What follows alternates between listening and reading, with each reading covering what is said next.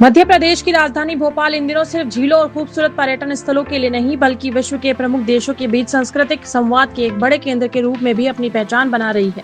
भोपाल में 5 से 8 अगस्त 2026 तक ब्रिक्स कल्चर मिनिस्टर्स मीटिंग का आयोजन किया गया। ब्रिक्स देशों के सांस्कृतिक मंत्रियों और प्रतिनिधि मंडलों की इस महत्वपूर्ण बैठक में रचनात्मक अर्थव्यवस्था, सांस्कृतिक एवं रचनात्मक उद्योग, सांस्कृतिक विरासत के संरक्षण और संस्कृति आधारित सतत विकास जैसे विषयों पर मंथन हुआ। खास बात यह रही कि अंतर्राष्ट्रीय प्रतिनिधियों के सामने भोपाल और मध्य प्रदेश की संस्कृति, लोक कला परंपराओं और पर्यटन की समृद्ध विरासत को भी प्रभावशाली तरीके से प्रस्तुत किया।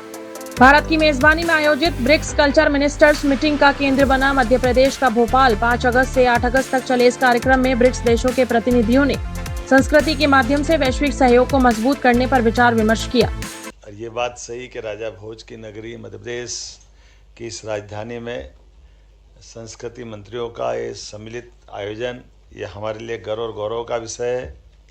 यशस्वी प्रधानमंत्री के नेतृत्व में देश के लिए कितने प्रकार से काम और उन कामों की गुणवत्ता, उन कामों के पीछे का गंभीर निहितार्थ पकड़ करके हमारे देश की अच्छाइयों को दुनिया के साथ बांट करके हम अपने इस देश के अतीत के गौरवशाली पक्ष पर गर्व कर सकें।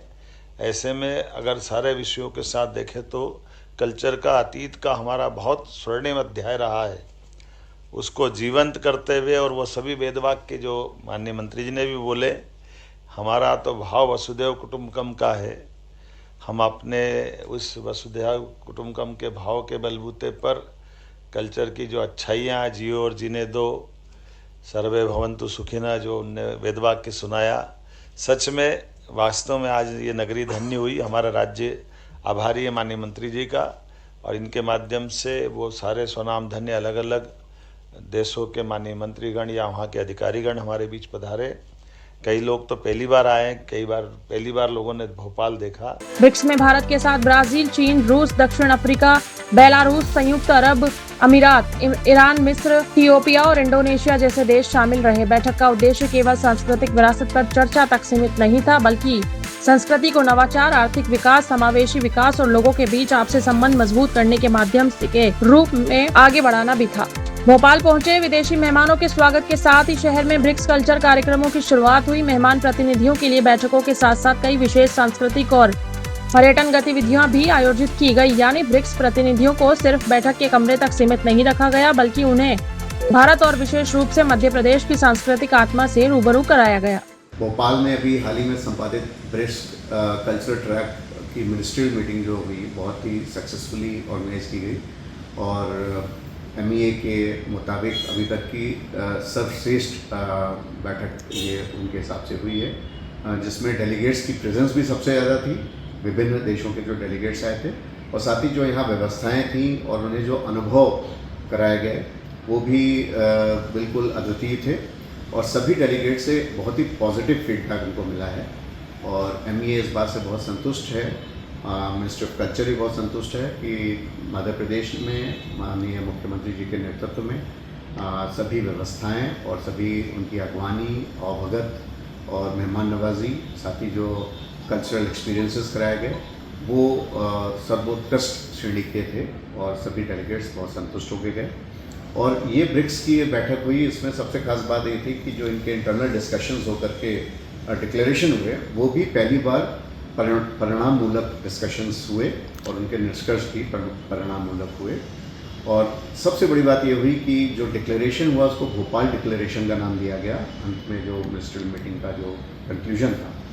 और ये भोपाल डिक्लेरेशन चूँकि कहा गया इसे, तो ये भोपाल हमेशा के लिए ब्रिक्स के रिकॉर्ड में अंकित हो गया। आने वाले हमेशा भविष्य में जब भी ब्रिक्स कल्चरल समिट्स की बात होगी और इस समिट में जो निर्णय हुए उसके समीक्षा होगी तो हमेशा भोपाल का नाम लिया जाएगा। और हम लोग संस्कृति विभाग, पर्यटन विभाग, जिला प्रशासन के सभी लोग, सभी संबंधित अन्य जो हमारे साथी थे, एयरपोर्ट अथॉरिटी, ASI, भारत सरकार के अधिकारी, भारत सरकार के डिपार्टमेंट्स, सब ने कंधे से कंधा मिला करके बहुत अच्छा अरेंजमेंट किया और इस बात की संतुष्टि है कि जो फॉरेन डेलीगेट्स 80-90 की संख्या में आए थे वो बहुत अच्छी यादें लेकर यहाँ से गए। भोपाल के कुशाभाऊ ठाकरे अंतर्राष्ट्रीय कन्वेंशन सेंटर में ब्रिक्स कल्चर वर्किंग ग्रुप की बैठक आयोजित हुई। पहले दिन भारत द्वारा कल्चर ट्रैक के अंतर्गत निर्धारित प्रमुख प्राथमिकताओं पर चर्चा हुई। इनमें सबसे प्रमुख रहे creative economy and creative industries, cultural heritage का संरक्षण और कल्चर बेस्ड सस्टेनेबल डेवलपमेंट। बैठक में भारत, ब्राजील, चीन, दक्षिण अफ्रीका, यूएई, इंडोनेशिया, ईरान, रूस और इथियोपिया के प्रतिनिधि मंडलों ने प्रत्यक्ष रूप से हिस्सा लिया, जबकि मिस्र का प्रतिनिधि मंडल हाइब्रिड माध्यम से बैठक में शामिल हुआ। इसके साथ ही कल्चरल डिस्कशन डेलीगेट्स ब्रिक्स देशों के बीच सांस्कृतिक सहयोग को और मजबूत करने के लिए साझा प्राथमिकताओं पर विचार विमर्श हुआ। यह संदेश भी सामने आया कि संस्कृति सिर्फ अतीत की धरोहर नहीं, संस्कृति आज के दौर में नवाचार की ताकत है, रेजिलियंस का आधार है, इंक्लूसिव डेवलपमेंट का माध्यम है और अलग अलग देशों के लोगों से जोड़ने वाला सबसे प्रभावी पुल है।